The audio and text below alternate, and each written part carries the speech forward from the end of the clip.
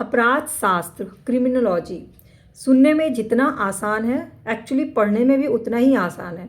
बहुत ही ज़्यादा day to day life से कनेक्टेड है और इसका अर्थ, इसकी परिभाषा और इससे जुड़े जो भी क्वेश्चन है वो एक एक करके जब आप समझिएगा तो आपका बहुत ही फास्ट तरीके से क्रिमिनोलॉजी कंप्लीट हो जाएगा।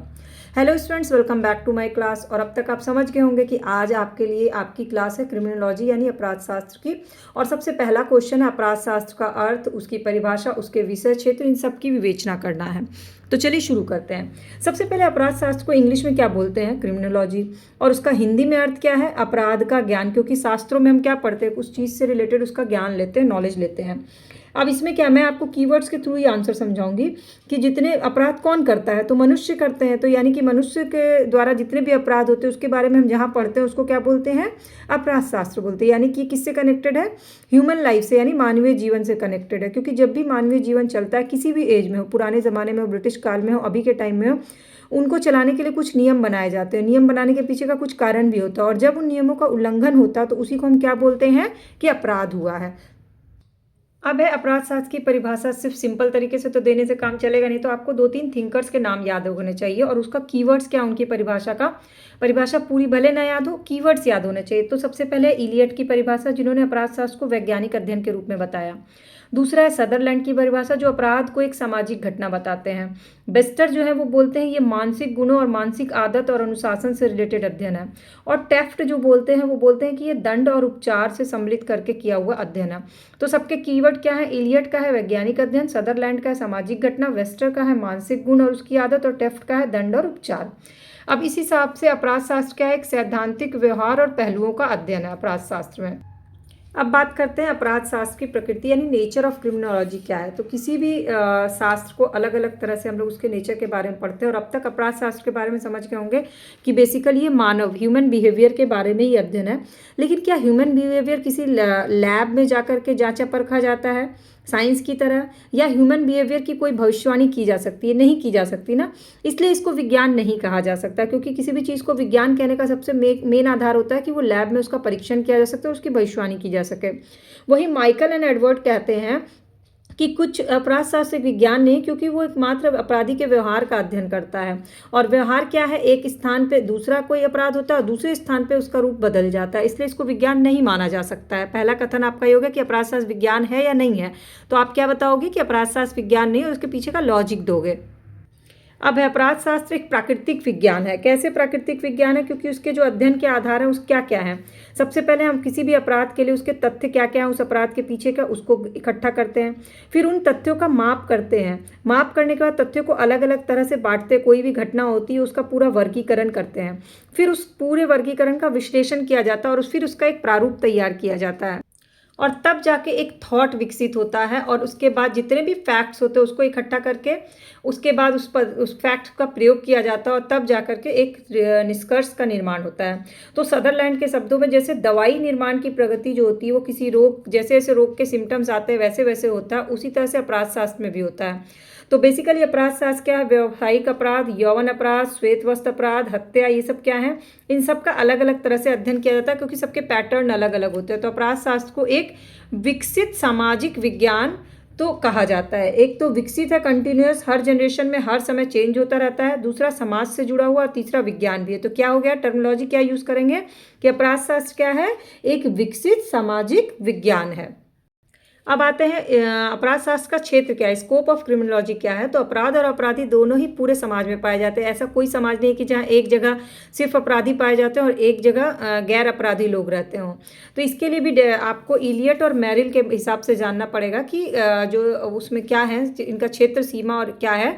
तो एक तो अपराधियों का व्यक्तित्व अध्ययन होता है। इसके अंतर्गत अपराधी व्यक्तियों के संपूर्ण जीवन का अध्ययन किया जाता है और तब सारी बातों का पता चलता है। दूसरा होता है अपराधी के व्यवहार का कारण का अध्ययन किया जाता है कि क्यों अपराधी का व्यवहार ऐसा है, साइकोलॉजिकल रीजन क्या है उसका, तब उसके कारणों का अध्ययन किया जाता है। दूसरे उसके अपराध की प्रकृति क्या है, उसने किस तरह से, मतलब बहुत एग्रेसिव वाला अपराध किया है या चोरी किया है, क्योंकि जैसे बहुत लोग की बचपन से चोरी करने की आदत पड़ जाती है, तो उसकी प्रकृति अपराध की क्या है ये।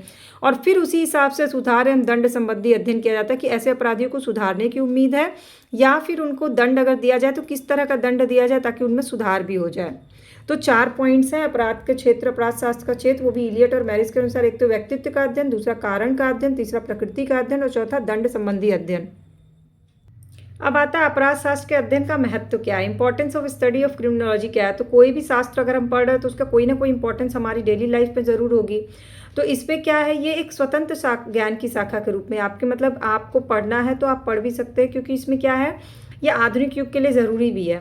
क्यों, तो जो समाज सुधारक है, समाज शास्त्री, विधि शास्त्री, सभी लोग इसको पढ़ना चाहते हैं और इसके अंदर की चीज़ों को जानना चाहते हैं। सबसे पहले इसका कारण क्या है, इसकी उपयोगिता और इसका महत्व का। पहला तो है राष्ट्र के लिए अपराध का खर्चीला होना, जैसे कि न्यायालय है, पुलिस है, जेल है, ये सब क्या है, ये सब अपराध राष्ट्र के लिए एक बहुत ही बड़ी खर्चीली समस्या बनी हुई है।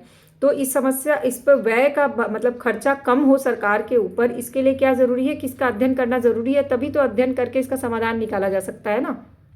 दूसरा, अपराध की समस्या में भावनात्मक अभिरुचि। अपराध की समस्या में क्या होता है, भावनात्मक अभिरुचि मतलब अपराध से संबंधित और उससे मनुष्य की भावनात्मक क्या कंडीशन थी, वो कहानियाँ, वो साहित्य पढ़ने में लोगों की अभिरुचि है, इसलिए भी इसको पढ़ते हैं।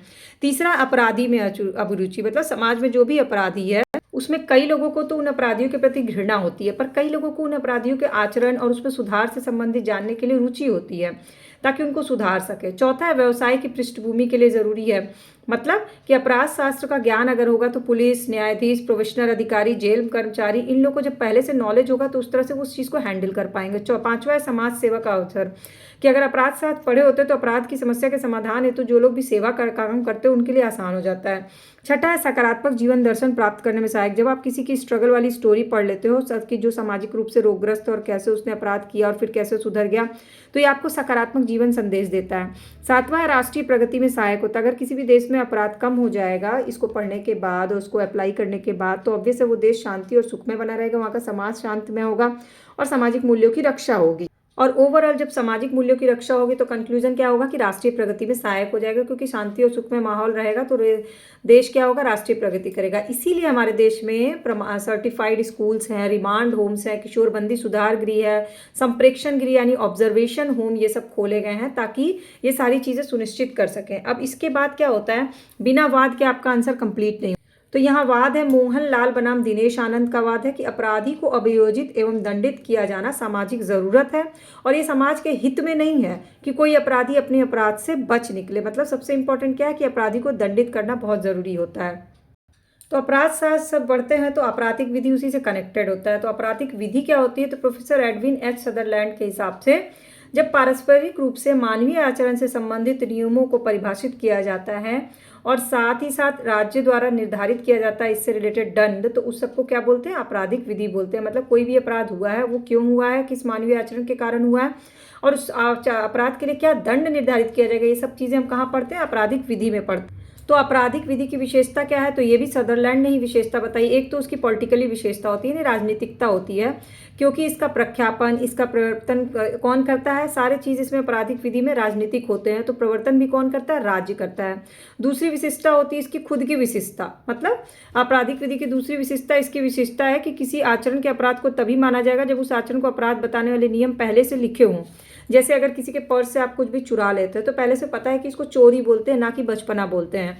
तो किसी भी आचरण को विधि के उल्लंघन में बिना आपराधिक नहीं घोषित किया जा सकता, क्योंकि आपने विधि में पढ़ा इसलिए आपको पता है कि ये क्या है, ये चोरी है। तीसरा है एकरूपता, मतलब यूनिफॉर्मिटी, मतलब समरूपता या एकरूपता। इसका मतलब होता है कि विधि उन वर्गों और व्यक्तियों पर समान रूप से लागू होगी, जो हमने संविधान में भी पढ़ा है कि किसी व्यक्ति की सामाजिक हैसियत के कारण अपराध के दंड नहीं डिसाइड किए जाएंगे। इसके बाद है दांडिक अनुशस्ति, मतलब कुछ दशाब्दियों में पूर्व तक समाज अपराध पर केवल दांडिक प्रतिक्रिया व्यक्त की जाती थी, अब धीरे धीरे उसमें घटाव की ओर है, क्योंकि पारस्परिक जो आवश्यक अंग माना गया है कि राज्य द्वारा भी दंड दिया जाए और अन्य तरीके से भी दंड दिया जाए ताकि समस्या पर नियंत्रण हो सके। तो इस तरह से हमने क्या क्या पढ़ा, हमने पढ़ा अपराध शास्त्र की परिभाषा, अपराध शास्त्र की प्रकृति, अपराध शास्त्र का क्षेत्र, अपराध को रोकने के लिए अपराध शास्त्र के लिए जो अपराध विधि बनाई गई है और अपराध शास्त्र की विशेषता और महत्व क्या है, और उसके बाद कंक्लूड किया। ओवरऑल ये क्वेश्चन आपके क्रिमिनोलॉजी के इंट्रोडक्शन को कंप्लीट करता है और फर्स्ट यूनिट का बहुत ही इंपॉर्टेंट हिस्सा है। अगर आपको ये क्लास अच्छी लगी होगी, समझ में आएगी, तो लाइक, कमेंट और शेयर कर लीजिएगा अपने फ्रेंड से, और चैनल के सब्सक्राइब या फॉलो बटन को क्लिक करके बेल आइकन को प्रेस कर लीजिएगा ताकि सारी क्लासेस की अपडेट फ्री ऑफ कॉस्ट मिले। बाकी की क्लासेस जो है वो चैनल के playlist law LLB classes playlist पे अपलोडेड है, subject wise, topic wise, unit wise, semester के एग्जाम के लिए आप चाहें तो उसको ज़रूर देखिएगा।